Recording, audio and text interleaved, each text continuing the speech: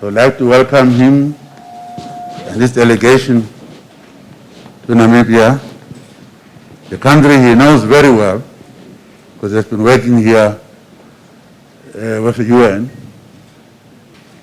As good neighbors, as we always consult, two of us, it's also good that others can come, brothers and sisters, to meet, to share views, especially when we are facing this uninvited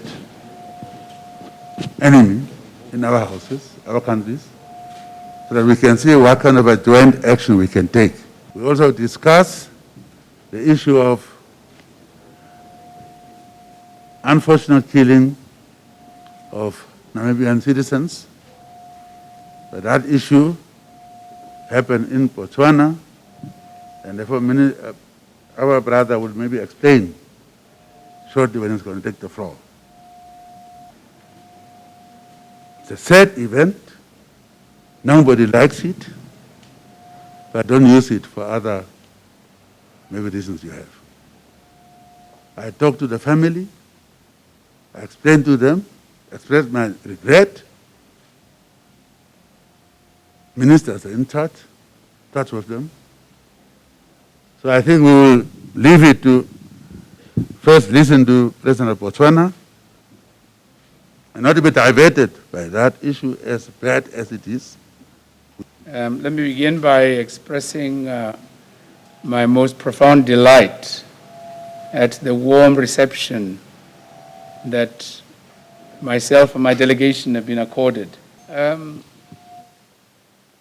The joint investigation has been completed and the report handed over to the authorities in Botswana and in Namibia, jointly signed too by the two parties who took part in the elaborate investigations. As is the case in Botswana, as the incident took place in Botswana, there is judicial process. And unfortunately, for the time being, the matter is sub judice. There's a process that is still to be completed in Botswana that dictates that, and I would advise strongly, that the report not be made public until so authorized by a competent court. Thank you. President Geingob said, although I refuse to be drawn into the internal dynamics of Namibia, for I respect the sovereignty of Namibia. But it is true, I have expressed regret at the loss of lives. I even repeated it here to say that one life lost is one life too many. It was unfortunate, regrettable, i.e., if we could unwind time and be able to prevent it, I would be among the first to prevent it. But I'm also pragmatic enough to accept that this unfortunate incident did take place. I happen to be in the privileged position of being head of state.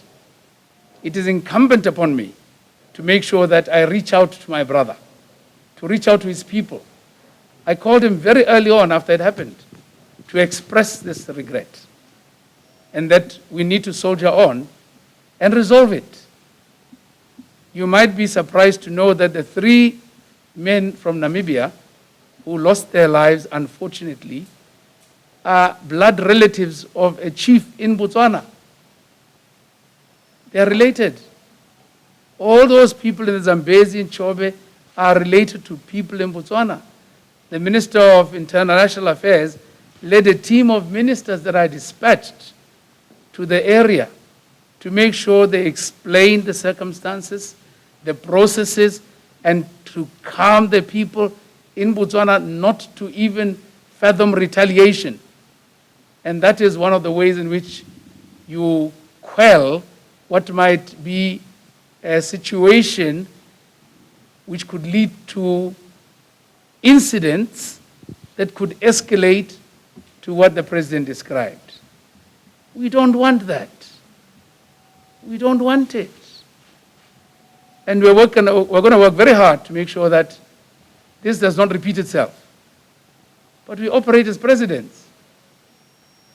It is also incumbent upon the people of Chobe on the Botswana side and the people of Zambezi to make sure that they also reach out and make sure that they avert any such going into the future, particularly respecting where they belong and where they are.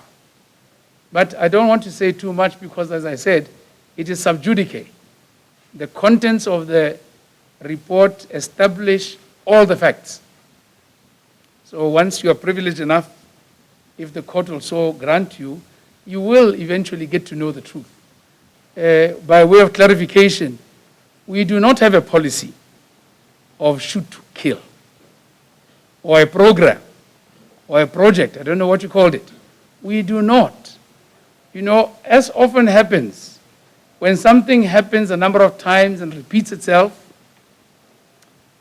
a label is put to it. And by some coincidence, some people, even domiciled in Botswana, begin to use the language. And that seems to be what happened, seems to have been what happened in Botswana with this so-called shoot-to-kill policy. Every nation state has a rules of engagement in its territorial space. And we are no different in Botswana. We do have rules of engagement. But you know, we are not a people, even historically, or institutions that go around killing people willy-nilly. We are not trigger happy. Neither is the Botswana police or BDF. We follow due process and respect lives. And when lives are lost, processes to ascertain that kick in, independent of interference from political leadership, as is the case in the instance of the shooting of the 3 Namibians and the 1 Zambian. So let us make sure that we respect the rule of law. And the rule of law dictates that you do not seek justice by labeling something without evidence and without bearing the authority to investigate and determine that. Let the institutions, the mechanisms, which are reviewable, even internationally, do that. That is the rule of law. And that is neighborliness, that is integrity, that's prudence and stability. And I want to say, without a shadow of doubt, that this country that I represent, Botswana, has a track record in the maintenance of such. Our human rights record is impeccable. And our human rights protection extends beyond the citizens of Botswana to include citizens of the world. Yes, we are committed to COVAX. We have subscribed, both of our countries, to the COVAX program, wherein we'd get about 20% of the vaccine, so 20% to inoculate 20% of our populations, but we're also committed to the African plan through the AU. But that in itself is insufficient to realize sufficient herd immunity. And so that's why we are shopping. We are looking where we could procure vaccine. We have decided to collaborate in the space of activities that are prerequisite to the beginning of an immunization program to prevent, masking, the science behind management of this virus through testing, resulting, reporting, research, etc. As to the date on which you can get a shot in your arm, we are not yet there because we've still got to finalize the date of actual procurement. But that does not stop our teams from readying the system, both the health systems, so that when the vaccine does become available, we don't start the planning, we roll out and we vaccinate. In the meantime, we urge, beg, plead all of you to observe the health protocols. Very simple. Avoid traveling. I know I'm traveling, but to avoid traveling except when it's totally necessary.